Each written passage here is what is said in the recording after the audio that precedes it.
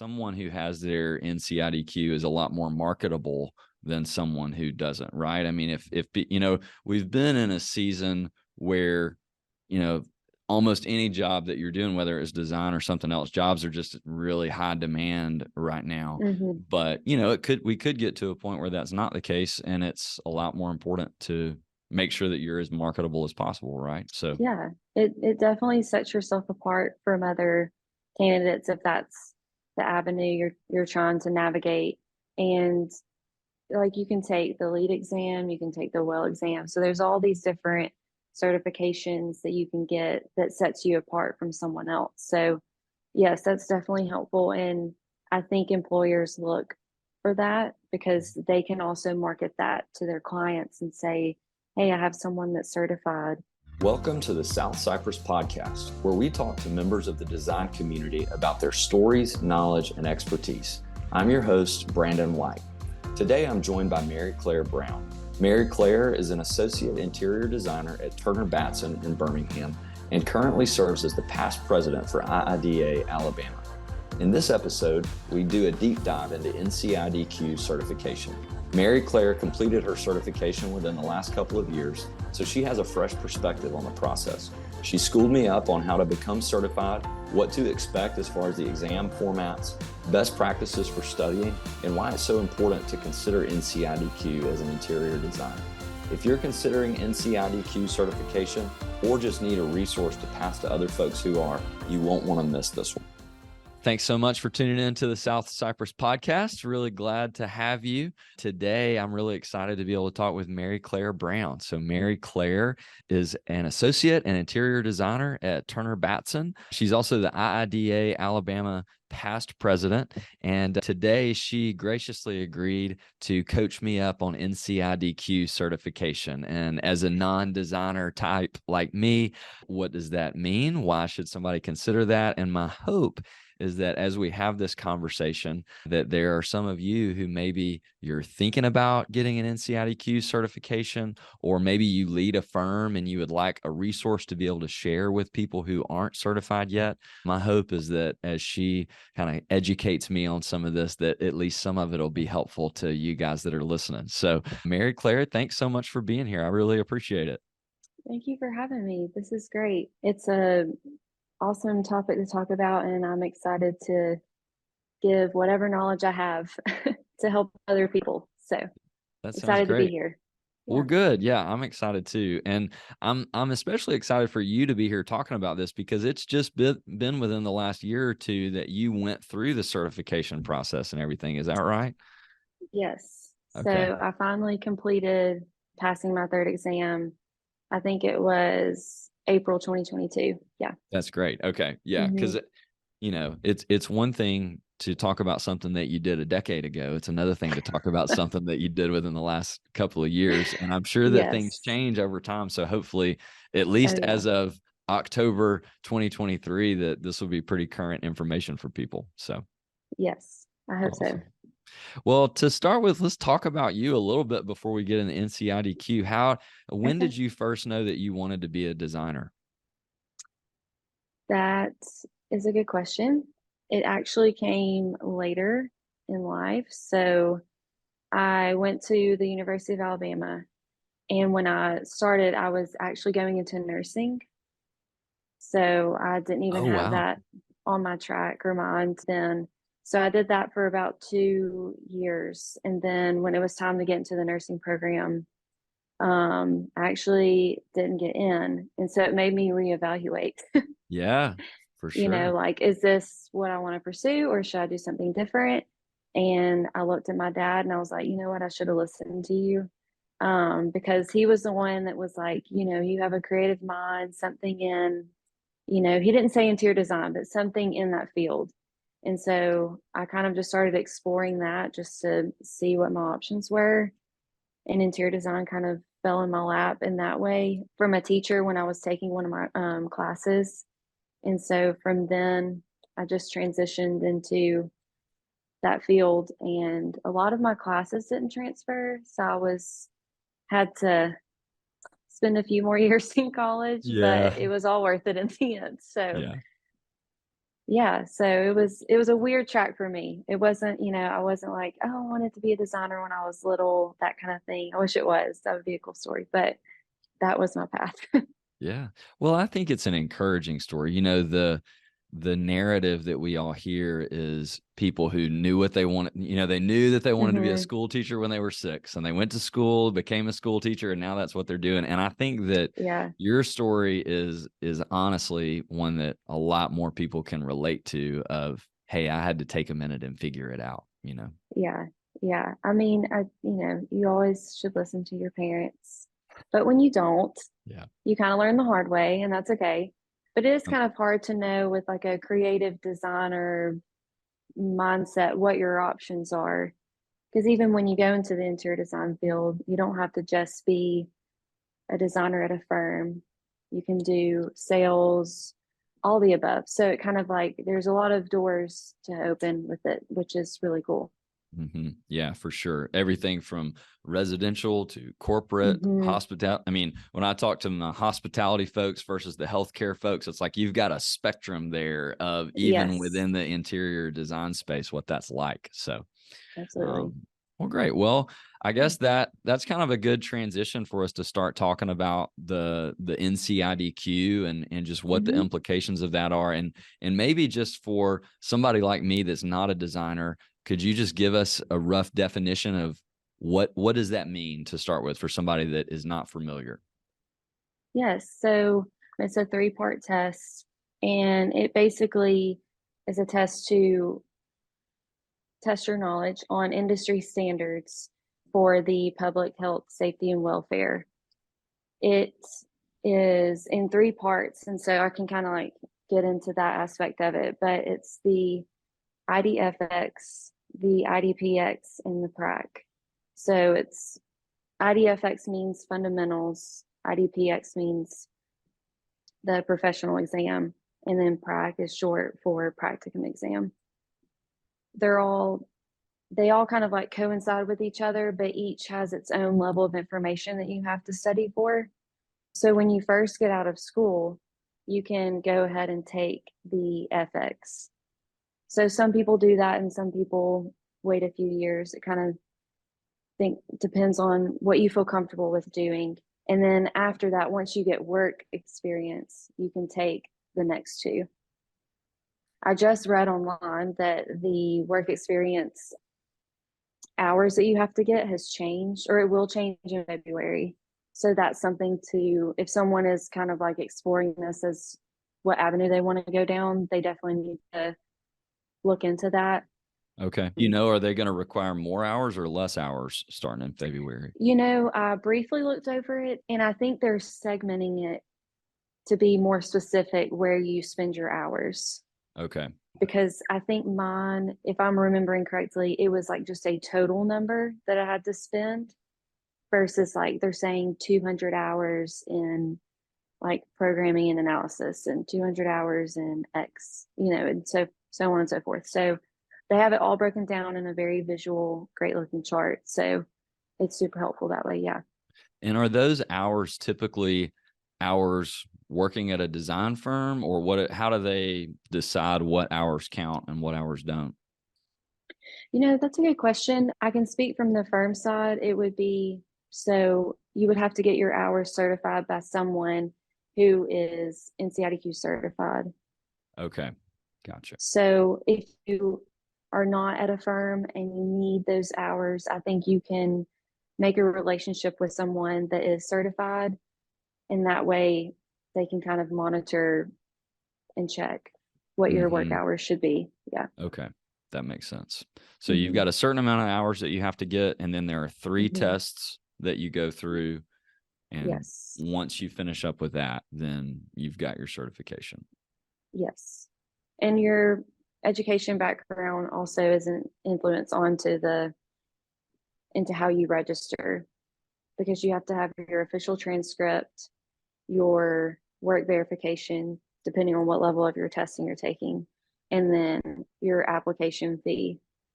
So I think the jump start into all of this is how much all of this is like in a monetary value, how much you're spending, because it can add up very quickly. I'm sure. Yeah. Which I'm sure a lot of testing is obviously that way too, but it's definitely something to consider, because I do know once you apply, you have like a certain amount of time to take your test within that. So you can't just apply and then, like, right when you get out of school and you don't plan to take it for 3 or 4 years, like, you can't wait that span. You have to be ready to go once you sign up. Yeah. Okay. That makes sense. And with the cost, and you don't have to share specifically how Turner Batson handles it, but just in general, are firms typically willing to help offset some of the cost of that? Or is that typically something that the individual is going to be paying for? I've heard it both ways. I've heard firms, it like varies widely. Like some firms, there's study materials and they'll pay for study materials to stay at their office. So whoever's taking the test can share and use that information, as well as if you passed your test, they can compensate you for that as well. Okay. And I've heard some firms, not a lot in Birmingham, I don't think, but from other people in different chapters, I've heard that they haven't. But IIDA HQ offers like a reimbursement for that. You have to apply to kind of be put into that, bracket. But there's ways that you can get reimbursed, whether that's through that, or hopefully your firm recognizes the importance and value that you get once you do pass and become certified. So if the financial concern is a sticking point for somebody, it sounds like between the firm that they may work for and or IIDA, that there are some avenues to cover at least some of the cost of that. Yes. Yeah. Absolutely. Okay. That's great.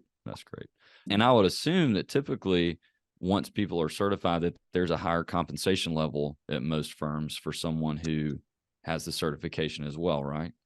Yes. Typically that is the case. Yeah. They start to see the value in, you're putting your time into studying something to make you a better and well-rounded designer.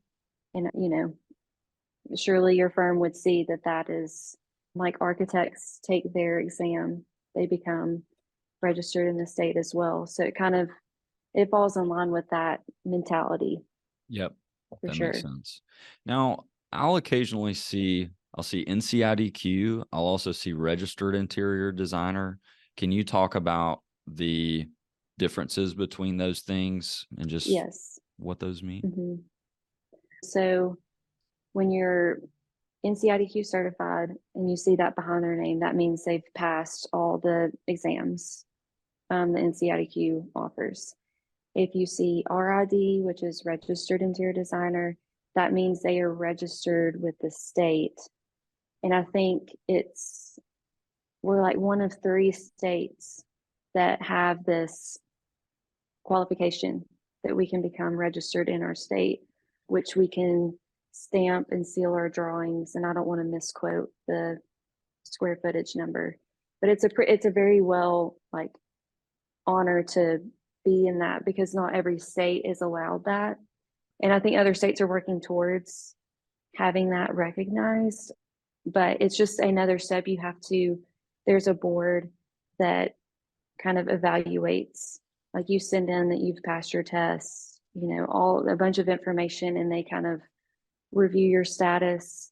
And then that's when you can become registered in the state. And that helps our numbers as well. So if there's like a sunset committee review or anything, they show like, hey, we have X amount of designers that are registered in the state. It shows the importance to our lawmakers of that being something that we desire to do in our state. Yeah, that makes sense. And I mean, I can see the importance of it as it continues to give the interior designer more opportunity and more influence in that project by having just more influence with what's going on. Yeah. Me and Liz Hunsicker talked about that a little bit. At the time that we were recording this, her episode has not aired yet, but it will be very soon. And then this one will be next. Yes. And So please go listen to her episode on this, because she has way more knowledge. She is on the board as the VP of advocacy. So she has all the wealth of knowledge. So yes, if I've misquoted, ignore that and go listen to her. No, what you're saying is just reminded me of some of the things that she talked about. And her and I actually spent most of our time talking about her transition from working with a design firm to working on the rep side of things. But I also just asked her about, hey, what's new with IIDA with her current role and all that sort of thing. So we just spent a few minutes, but it's echoing what you and I talked about as well. And I think it's important because there's so many, all the different certifications that people can get and what are the implications of that and all that. It seems like can be difficult to wrap your head around if you're new in the space, Yes, absolutely. And we offer, as an IIDA Alabama, a prep class, usually we haven't planned it exactly yet, but it usually falls within January or February. And Phyllis, who is absolutely wonderful, she walks through every step of the test. It's a very thorough, intense, learning session, but it is so well worth it. I just remember we were still doing it virtually. So I was sitting on my couch from 8 a.m. till 5 p.m, just listening and trying to absorb all the information for I don't know if I think it was 2 days, 8 to 5, and then one was 8 to 1. Yeah. So 3 days of just word vomiting information, just trying to absorb it all, all the information. So, but it was great because when I took that, I was able to pass my practicum exam for the very first try, which was the best thing ever. Yeah. Congrats. That's awesome. In that prep class, I should say it is practicum heavy. So if someone is looking, if they're just taking VFX, I probably wouldn't recommend them take that class just yet.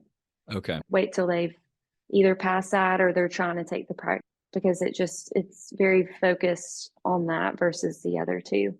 Okay. So that's what I've recommended to people in the past. And is that open to non-IIDA members as well, or is that strictly, if not, it's another good reason to join IIDA, right? But yes. So if you are an IIDA member, it is free. Okay. And if you are not an IIDA member, I need to double check, but I think it's about $300. Okay. To join the class. It's very well worth the money if you are. And we've had people that are non-members pay that just to take the class with her. So yeah, kind of speaks volumes to the information that you get from her. So yeah. And for a professional prep class like that, $300 is not a lot of money either. So right, exactly. That's great. If people want to sign up for those classes or learn more about those classes, is there a place that they could go or a person that they should reach out to get some more info at this point? Yes. So I hope this is okay to announce, but I think it will be by the time this airs. We are updating our website. So that should have some very helpful information, whether you're a student, whether you're an emerging professional, or a professional, all across the board. Hopefully it's a better resource for everyone. So once the event goes live, we should be email blasting that, and you can sign up through our website that way. But our VP of membership, Carrie Jack, she is the person that will kind of be initiating that class and setting everything up. So that's someone that we can that everyone can reach out to kind of get more information. Perfect. Well, I will link the updated website, and also I'll put Carrie's email address in the show notes. And so that way, if you're listening to this and you want to find that, you can find it there. So good deal. Yeah. Well, at what point in somebody's career do you think that they should start thinking about the NCIDQ? That's such a good question. I think the sooner the better. And I say that for multiple reasons. I waited, and I think that helped me in some ways and didn't help me in others, because I think the FX is great to take very soon after you get out of school. But the more work experience I got, I think I understood some of the questions more and like felt a little bit more prepared in that sense. Definitely with the practicum exam, because it's a fill in the blank, and it used to be a hand like drawn exam, but they've changed that, so they call it a hot spot and drag kind of.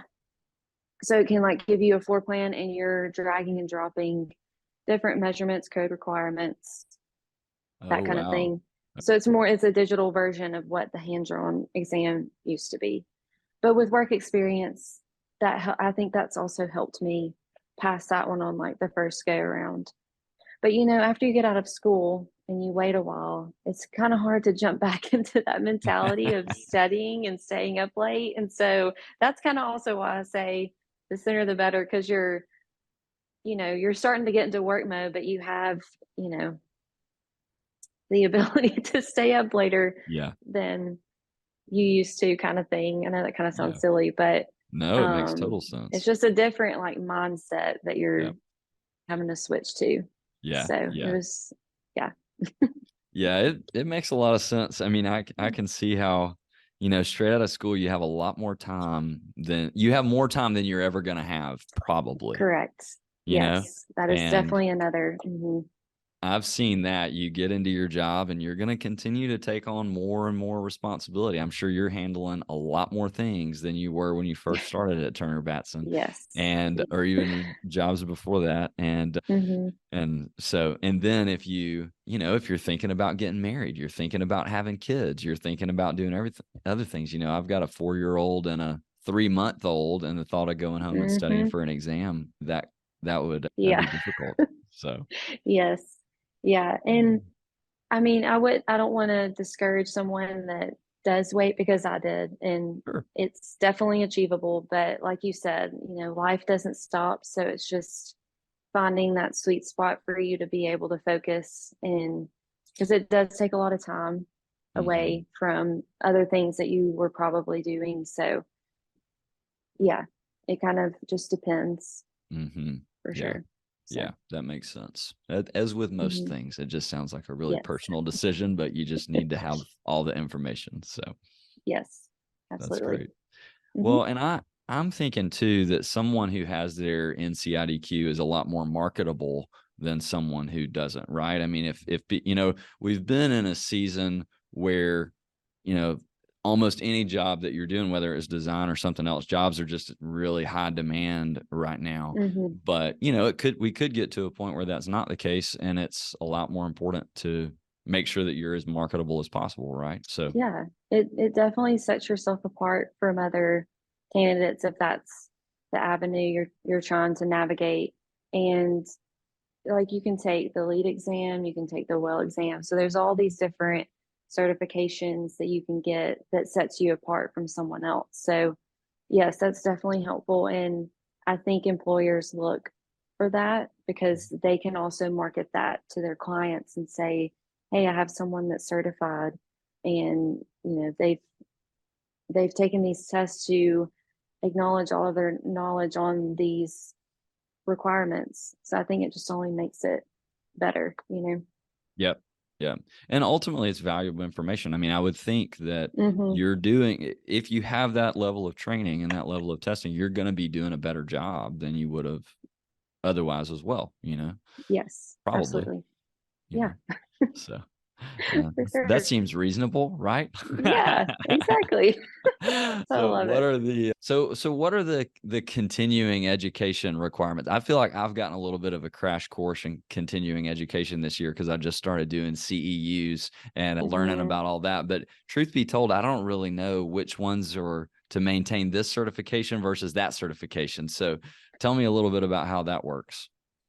Gosh, I'm blanking on the number, and everyone's going to look at me and like, oh my gosh, you should know this. Well, if they think that, then they already know, so they don't need to worry about it. There you go. That's a good point.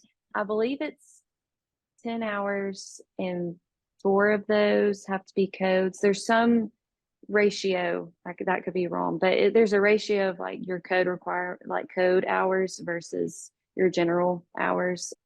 And I'm forgetting the ratio to that, That's but okay. it's something along those lines.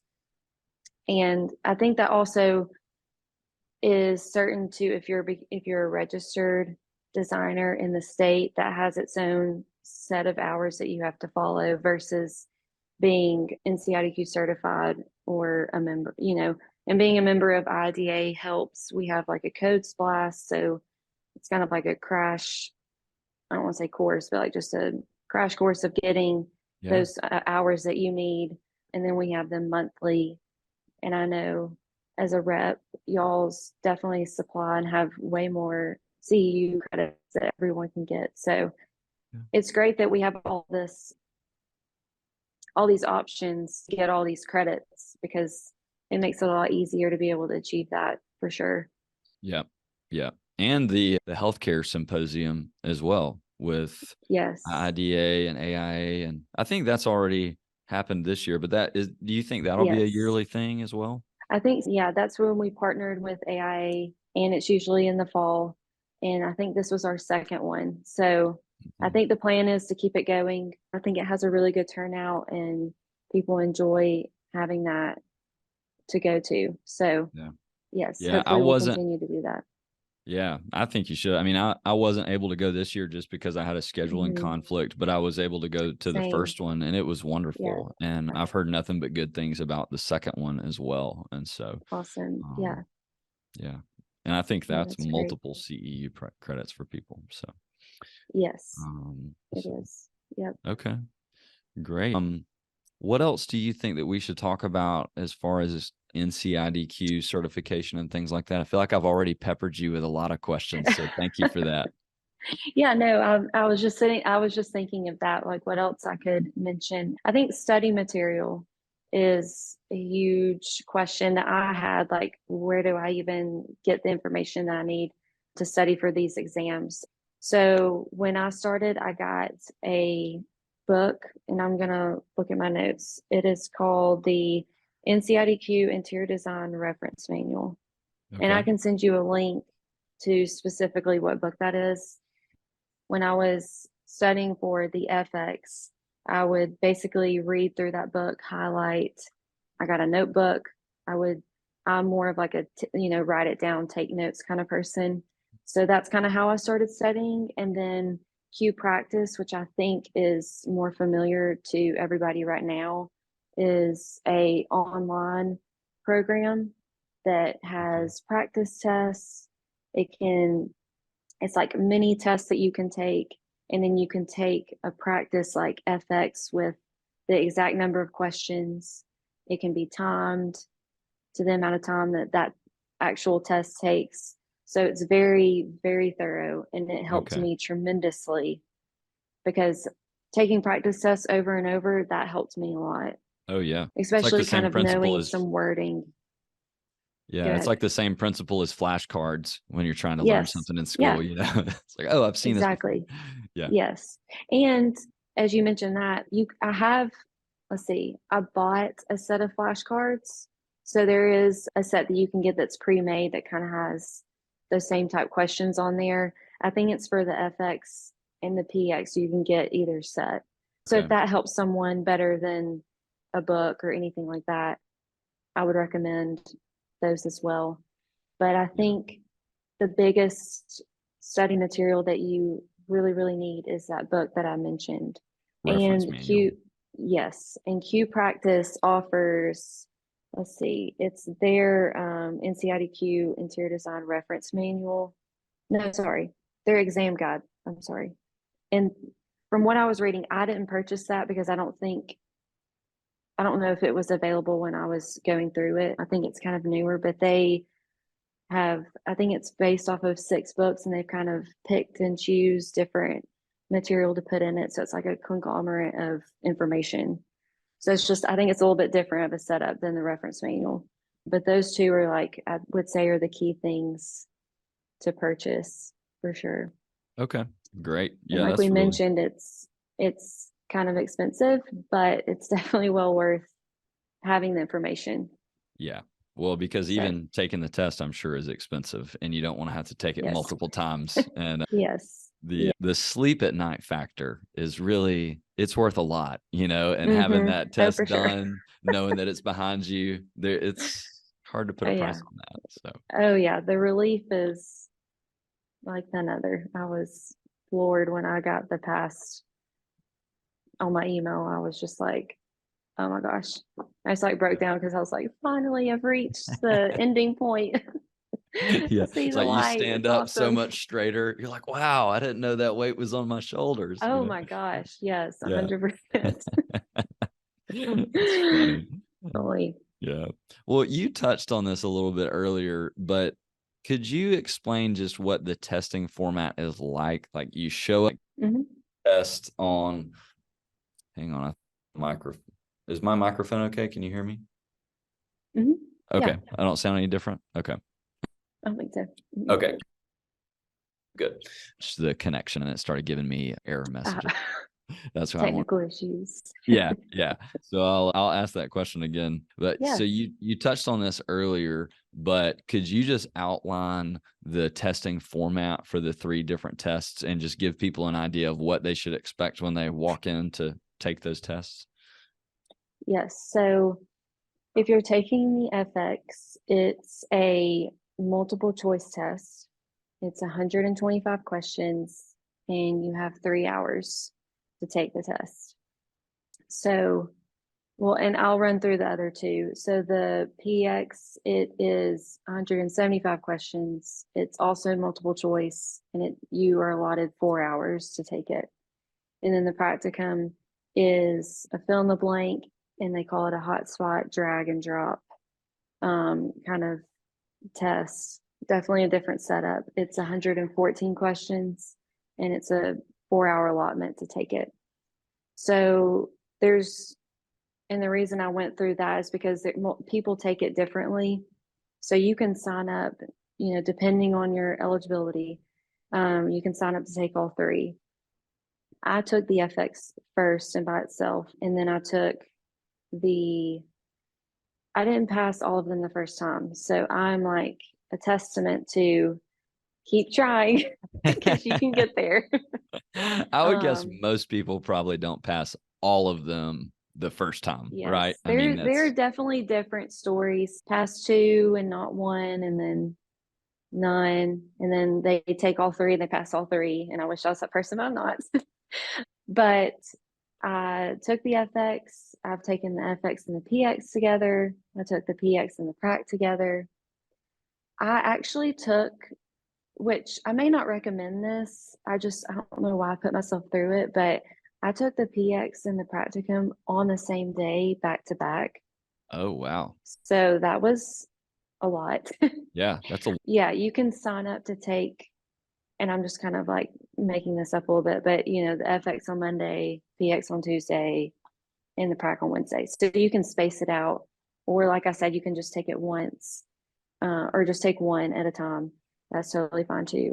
But you walk into the testing center and you give them your license and your name and all of that. And they check you if you've written anything down or anything like that. And they take you back into the room, and there's like a slew of computers. So you're in there with other people taking completely different tests. And you sit at the computer and have your time, and it starts, and you just kind of go from there. But they give you a breakdown of like some tests you can have bathroom breaks, others you can't. I don't think I think with the practicum and the PX, you could like get up and take a breather for a second, but your time is still running. That's what it was. Like your time okay. never stops. So if you needed a break, you could, but other than that, you're still on the clock. So Okay. I just made sure I was ready to go when I got there to sit down for that time and take it. Yeah. Just don't drink too much coffee that morning. And yes, absolutely. Yeah. For sure. Yeah. That would be good. Yeah. Yeah. Yeah. They sound Yeah. intense enough on their own. So, Mm-hmm. well, great. Well, Yeah. I feel like this will be helpful to people that are thinking about doing this. And I mean, it sounds like if you're Awesome. thinking about doing the NCIDQ, that you probably should, right? I mean, is there a lot of Yeah, there's not really a absolutely. downside to doing it, right? No, No, no. I think it gives you, like we've talked about, it gives you a leg up, and it shows that you're committed to your profession. And I will say, before I forget, we are planning to have like a NCIDQ Q&A with IDAs, kind of putting that on, right. just so if people do have additional questions or they feel Yeah. uncertain about something, I can get you that date once I need to ask some of our board members who are kind of putting that together, which Okay. I think will be really helpful to answer more specific questions that maybe someone has. Oh yeah, for But sure. Yeah, if yeah, you'll send me the information on that, I'll be sure to add that to the show notes as well. And I've also got a perfect. list here of some of the resources that you mentioned. So if you're Great. listening to this, don't feel like you have to grab your pen and write things down. They should Yes. be in the show notes, and that Yes, way furiously you can. taking notes. Yeah. Yeah. So we should have that. Well, cool. Well, I actually meant to ask you. Well, first of all, anything else on the NCIDQ that you'd like to talk about? Anything you think we've left? Well, with my kind of refreshing myself with everything, CIDQ has updated their website, and it's great. It's a lot more user friendly than it was when I was going through, and it has all the information, like what's covered on each exam and the percentages of those categories, the eligibility requirements, everything that you would need to know is on that website, and it's in an awesome format and super user friendly. So okay, perfect. That sounds great. Yeah. Well, I will link that as well, and I won't run through everything that we've talked about here, but I'll have it in the show notes, and I'll send those to you as well, and that way you can make sure that I didn't leave anything off. Yeah, We're putting it in. So, all right, great. Well, you just transitioned from IIDA president to past president, right? Yes, I did. Yeah. So Yeah. how's it going not having to, be the leader of the free, I was going to say the leader of the free world, but this just wouldn't be funny. So I won't say it. It's good. It's different in a funny way because I was just so immersed as president, like you're doing all the things.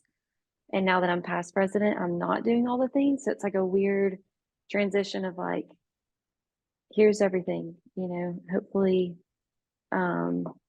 I'm still there and I'm still involved. It's just in a different capacity. So it's different going like 100 miles an hour to like half that speed. So, Yeah. But it's great. I think Sammy is doing a wonderful job, as I'm sure everyone else thought the same. So my husband loves that I'm past president now. I'm sure he'll laugh that I said that, but yeah, it's such a reward to be in that position. It's a lot, but a lot in a good way. It helped me grow, I think, as a professional because, it asserted me to be in a role that I probably wouldn't have thought of myself being in or thought I could do. And so it taught me a lot about myself. And I think even people at work kind of noticed a difference about me of kind of, taking lead on things and how to approach people in different scenarios. And it's just, it's very rewarding, I think. So that's great.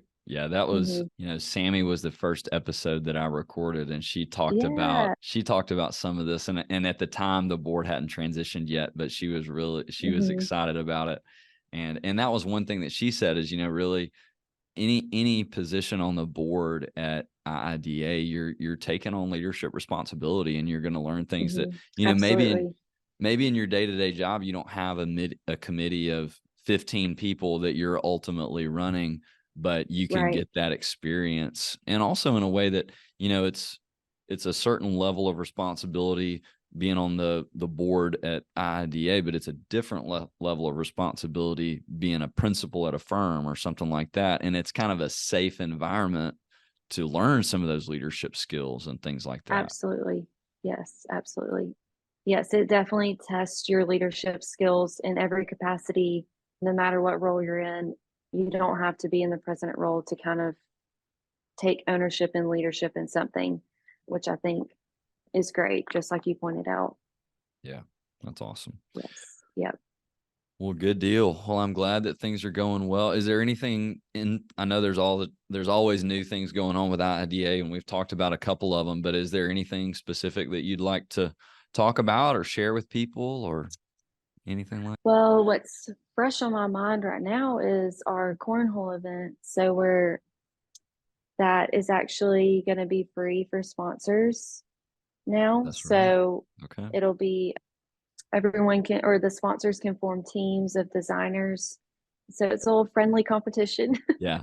Yeah. But hopefully to get everyone in one space and to have fun and kind of, show appreciation to who our sponsors are.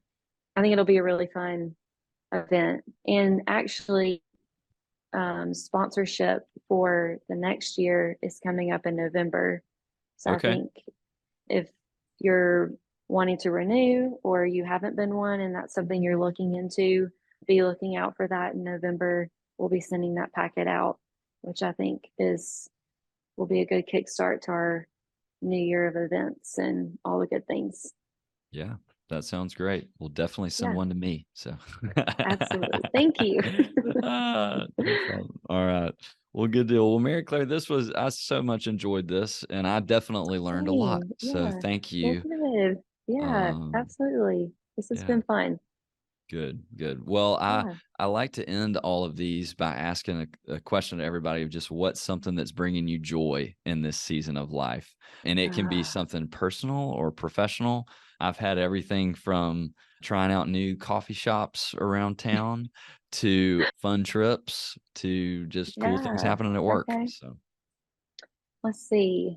I think this year, personally speaking, me and my husband, it'll be maybe our 11th wedding for this year. Oh, wow. And only one of them has been in Coleman, where I'm from. So everywhere it's been, and not in the state of Alabama. So you've been on the road. New Orleans, Nashville, Napa, all the places. Wow. I think Kentucky. Actually, we're going to a wedding in Kentucky this weekend. So all that to say, we've had all of those trips, and we just got back from Yellowstone. We went for my husband's 30th. So we've been doing a lot of traveling, which is somewhat been overwhelming, but looking back on it, we've really enjoyed being able to just go and celebrate our friends and spend time together and just explore the world. I think that's brought me joy, just being able to go and do and see all the things. Yeah, that's awesome. That sounds like a lot of fun. And I saw your post on Instagram of y'all fly fishing together, and I was super jealous because I love fly fishing. And man, that looks like a great time. Well, you might be surprised. That was my first time. And you caught some fish too, right? I did. I caught one. There you go. Which I'm very proud of. Yeah. My husband caught 8, but we're not going to talk about that. But I was super proud of myself. And I actually enjoyed it a lot more than I thought I would. It was definitely planned for him because he loves to do that as well. But I was like, well, I'm definitely going to try it. I mean, I'll never know if I don't like it unless I try it. And I recommend it. It was a lot of fun. That's awesome. What was your favorite thing about it? It was very therapeutic almost. Yeah. Because you're like in the water and you're doing the same motion over and over, which sounds not fun. But you never know, like, it's just everything can happen so quickly. Yep. And so I don't know, it's just, and we were in Yellowstone on the Madison River, which is just gorgeous. So it was just like, better than that. Yeah. I know. Right. Yeah. So that's all awesome. Things made it it was awesome. Yeah, that's so fun. Well, I'm glad that you guys got to do that. And I want to ask you 100 more questions, but then it would be a fly fishing podcast and not a design podcast. Maybe that'll be my next podcast is a There fly you fishing go. podcast. Yes. So, That'd be so awesome. I'm a total nerd about it. So glad y'all got to do that. And it sounds like it was a great trip, even above and beyond the fly fishing. That's just the picture that stuck out to me when I saw it. So. I have a whole itinerary that I've already gotten emails asking me to send it. So if anyone needs it, you just let me know and I'll send it their way. There you go. All right. Perfect. Well, that's a good transition to if somebody does want to get in touch with you and either learn about this or learn about Turner Batson or things going on with IIDA, what's the best way for them to kind of stay in touch with you or get in touch with you? You can email me. That's usually the easiest. But also we have like our info Gmail through IIDA if someone doesn't already have my personal work email. Yeah. And that way I monitor those emails as well. So I'll be able to see that. Or someone can forward it to me either way. Yeah. That sounds great. Yeah. All right. Well, thank you so much. This was you. great. You did a great job and I think people will enjoy it. So thanks for being on here. And if you're listening and you made it this far, thanks for listening all the way to the end. And I hope that you got some value from it. And if you did, share this with a designer that you know. This is a very small kind of grassroots endeavor, and I would be honored if you would share it with people that you think might benefit from it. And if you're listening and you know of somebody that would be a great guest, we're looking specifically for folks that are part of the interior design, the commercial interior design community. And if you know somebody like that you think would be a great guest, let me know. I'd love to have them. So anyway, thanks so much for listening. Thank you again for being here, MaryClaire. And I think that's all we got for you. All right, perfect. We'll start.